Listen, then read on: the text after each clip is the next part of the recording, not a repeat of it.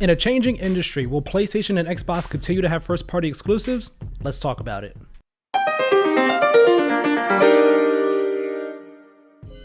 Hello there everybody and welcome to The Comfy Spot. My name is Tyler and today we are going to be talking about the future of first-party exclusives on Xbox and PlayStation.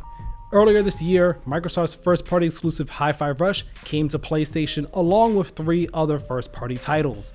Sony's Horizon franchise broke out of PlayStation exclusivity and is jumping over to the Nintendo Switch later this year with LEGO Horizon Adventures. These moves do not spell the immediate end of console exclusivity for PlayStation and Xbox, but the fires have been lit and the future is pretty clear to me. First-party exclusivity for both of these platforms will eventually be no more. You see, when we think about exclusivity regarding first-party titles today, we tend to not think about it in relation to PCs. You know, the status of PC, the platform as a neutral playing ground, it causes it to not be seen as blasphemous when we put first-party titles onto PC. You know, yes, there was some resistance and confusion and anger from the most die-hard PlayStation and Xbox fans back when Sony and Microsoft both announced their plans to put their first-party titles on PC, but by and large, these moves have been accepted. You know, they're seen as smart decisions for both the business and the gaming community nowadays. Where the conversation turns ugly and controversial is when it becomes about putting first-party titles on competing platforms, since it flies in the face of the business model that's been centered around brand loyalty that the industry and all the platform holders have been built on and have encouraged for decades. But the industry is changing, and relying on the ways of the past won't be enough to survive going forward. Although it's likely that Nintendo can and will continue to operate under their current strategy until they are dragged kicking and screaming into a multi-platform world. In order for PlayStation and Xbox to continue to thrive in a way that will allow them to continue making games that we love, they will have to release their first-party games on their competitors' platforms. Let's look at the Xbox side of things first. When it comes to consoles, Xbox hasn't been doing that well in comparison to PlayStation. I mean, PS5 has been outselling the Series X and S nearly 2-to-1 this generation, and that gap might be getting bigger. Game Pass is doing well, but subscription growth has more or less flatlined. And since all Xbox first-party titles go into Game Pass at launch, it's practically a guarantee that they aren't selling very much. If Game Pass revenue is meant to be the primary way to offset the development cost of these games, the service has to grow and bring in more people. So if you can't increase revenue by enticing people to come into your ecosystem with your console and your services, the next best way is to go, directly to them with your games. You see, Microsoft has been putting their first-party games on PC at launch for years now, and they announced a shift in their, strategy regarding exclusives earlier this year with the release of those aforementioned 4 games across PlayStation and the Nintendo Switch. Those 4 games being Hi-Fi Rush, Pentiment, Sea of Thieves, and Grounded. And this new plan was and still is widely controversial since it came amidst rumors that many other tentpole first-party games such as Starfield and Indiana Jones and the Great Circle would potentially come to PlayStation as well. Even with Microsoft Gaming CEO Phil Spencer saying at the time that wasn't the case, the move was still seen by some as Xbox turning its back on its fans and choosing to be a third-party publisher instead of holding its ground and building up its brand. That all brings us to today with Xbox. In the wake of these 4 games coming to PlayStation and Nintendo platforms, they saw great success from a sales perspective. After this year's Xbox Game Showcase in June, Phil Spencer took part in an interview with IGN, during which he confirmed that more games would be making the jump.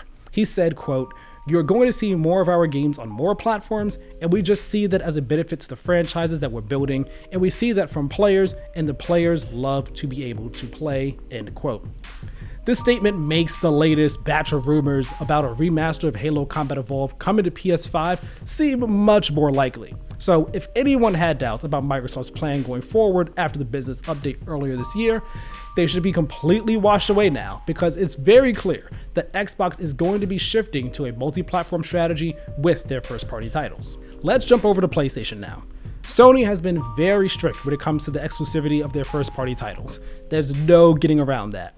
It was a huge deal when they started porting their games to PC back in 2020 with Horizon Zero Dawn, a game that had already been out on PS4 for 3 years at the time. Since then, they've seen success with the ports on PC, and they've adapted the strategy of releasing their games on PC at least a year after their original console release. Their mentality behind this plan, it's that, hey, the console is still their central platform and what they want you to play on. So, the ports will act as a gateway drug of sorts to get you to buy the console and play the new games on day one. Of course, live service games are the exception here because, they need a large player base, so they launch on PC and PS5 day and date at the same time. To Sony's credit, their strategy makes sense for them. Their consoles are selling well, and so are their games. So why cannibalize console sales by putting Marvel's Wolverine on PC at the same time as PS5 when it's sure to move units of the rumored and inevitable PS5 Pro? Sony's not immune to the struggles of the games industry though. Their games are notoriously expensive to make, with last year's Insomniac hack revealing that Marvel Spider-Man 2 cost about $300 million to make, so it needed to sell 7.2 million copies in order to break even. And as of February 4th, 2024, it has sold 10 million copies, which puts the game in a position that's likely to be profitable today, but not every game has the money-making power of Spider-Man behind it. How much will a game like Al-Shabaat need to make in order to be considered a financial success? What about the next big game from Naughty Dog or Sony Santa Monica? That's why, although it's shocking to see a tentpole PlayStation IP like Horizon launching a new title day and date on PC and Switch, even if LEGO Horizon Adventures is a spin-off game, it's also not that big of a surprise when you start thinking about the bigger picture. Sony is reading the tea leaves, and they know that if they want to see profits on their games, they'll have to reach out to other platforms to make that happen. The Switch is the first step to doing this, and I'm fairly confident that in time, PlayStation will be releasing their games on Xbox as well. So this all brings us to the question of what exclusivity will look like for PlayStation and Xbox. If you're putting your first-party games on all platforms, how do you maintain the allure of exclusivity and encourage people to buy your box? To me, it's going to be more or less an approach involving periods of ecosystem exclusivity, where a game releases exclusively on its parent platform for, say, 6 months to a year, and then makes its way to other platforms after that window has expired. In Xbox's case, they also have the benefit of being able to offer their games through Game Pass, so that's something that Phil Spencer has also noted as part of their strategy surrounding exclusives. Again, from that same IGN interview from Summer Game Fest right after the Xbox Game Showcase, Phil Spencer said, quote, "Our commitment to our Xbox customers is you're going to get the opportunity to buy or subscribe to the game, and we're going to support the game on other screens," end quote. To be clear, I don't think this is a change that'll happen in the immediate future, or at least not entirely. I can see Xbox being the one to fully dive into this strategy first, since they're already kind of starting to. It wouldn't surprise me if this is actually the norm for the brand, starting with their next generation platform. As for PlayStation, they may take longer to fully embrace it because of their long-standing success. So I can see PlayStation embracing day-and-date PC releases near the start of the next generation, but I wouldn't be surprised if we have to wait until near the halfway mark of the PS6 lifecycle at the earliest for them to go all in on this ecosystem exclusivity strategy with regards to releasing their first-party games on Xbox. At the end of the day though, what does this all mean for us, the people who have been trained to buy a specific console to play games that are specific to only that console? Well, it means more freedom for us. We'll be able to buy either a PlayStation or an Xbox and play all of the same games, albeit at different times. The only choice we'll have to make is which ecosystem we prefer. And to be honest, that doesn't sound like a bad future.